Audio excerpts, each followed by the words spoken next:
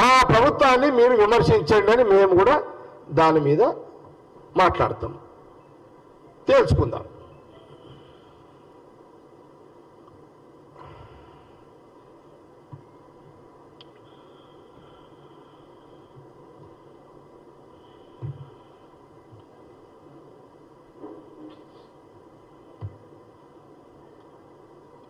Okay, మీ ఏమైనా ప్రశ్నలు ఉంటే అడిగితే చెప్తా, లేదంటే ముగించమంటే ముగించుతా.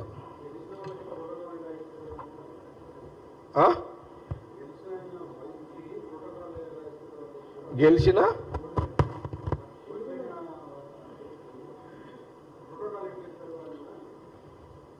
ఎవరు? ప్రశాంత్ రెడ్డి. ప్రశాంత్ రెడ్డి కానీ ఆనాటి ఇప్పుడున్న ప్రతిపక్ష నాయకుడు కేసీఆర్ కానీ వాళ్ళ ఫ్యామిలీ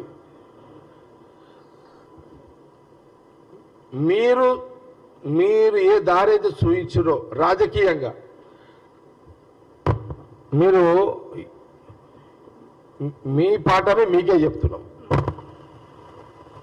ఏది ప్రోటోకాల్ లేకుండా కాంగ్రెస్ ఎమ్మెల్యే లేని దగ్గర ప్రోటోకాల్ లేకుండా మీ వాళ్ళు ఎట్లా చేస్తారు అని ప్రశాంత్ రెడ్డి అంటున్నావు కదా, ఇది మీరు నేర్పిన విద్య, ఇది మీకే తిప్పి కొడుతున్నాము. మీ దారిలోనే మేము ప్రయాణం చేస్తున్నాము, మీ దారిలో ఒక దారిలోనే ప్రయాణం చేస్తాం. ఏది ఈ ప్రోటోకాల్ సిస్టాన్ని పాటించకుండా మీరు చేసిన ఏతుందో దాని పోతాం. మీ తీరు బ్రిడ్జిల మేడిగడ్డ బ్రిడ్జి పిల్లలు కొట్టినట్టు ఆ దారిలో పోం మేము.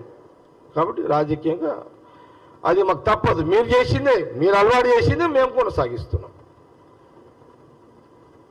మీరు చేసిన దాంట్లో కొన్నే తీసుకుంటాం, అన్నీ తీసుకోము. కొన్ని రాజకీయంగా మాది మేము మమ్మల్ని 6-9 ఏళ్ళు మాకు కొంత మీరు పెట్టిన ఇబ్బందులు మీకు ఇబ్బంది పెడితే మీరు తట్టుకోలేరు, కానీ అట్లా చెయ్యం మేము. కానీ కొంత మీరు గడ్డపడలతో మమ్మల్ని ఓడిచారు. అధికారాన్ని పోలీసు వాళ్ళని అడ్డం పెట్టుకొని మీరు పోలీసు వాళ్ళని అడ్డం పెట్టుకొని గడ్డపడలతో ఓడిచారు. ఇక మేము మీ అంత మూర్ఖులం కాదు కదా, మేము మూర్ఖులం కాదు కదా, మీరు మూర్ఖులు, మేము మూర్ఖులం కాదు. మేము సూదులతో ఓడుస్తాం మిమ్మల్ని అంతే. కమ్సే కమ్ సూదితోనే కూడా వద్దా? మీరు గడ్డపడలతో ఓడిచారు 9 ఏళ్ళు పోలీసు వాళ్ళతో మమ్మల్ని. సూదులు కూడా వద్దా? మేము ఇట్లా సూదితోటి ఓడుస్తాం అంతే. మేము తప్పదు ఇక మళ్ళా, ఎందుకంటే మీరు నేర్పిన పాట మీకే నేర్పాలి. అది మీరు నేర్పిన పాట మీకే గుణపాఠం అది. ఓకే, ప్రతాప్ ఏమంటారు?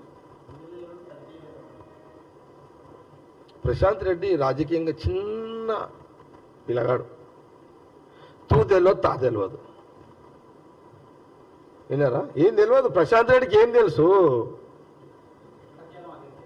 ఎట్లా టచ్ చేయాలో మాకు తెలుసు కదా, చెప్తి కదా. కేసీఆర్ పక్కన వండుకుంటే కూడా లేపుకొస్తాం అడిగించి ఖాళీ.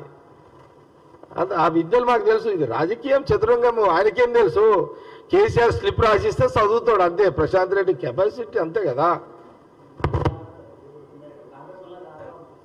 తెలుస్తుంది.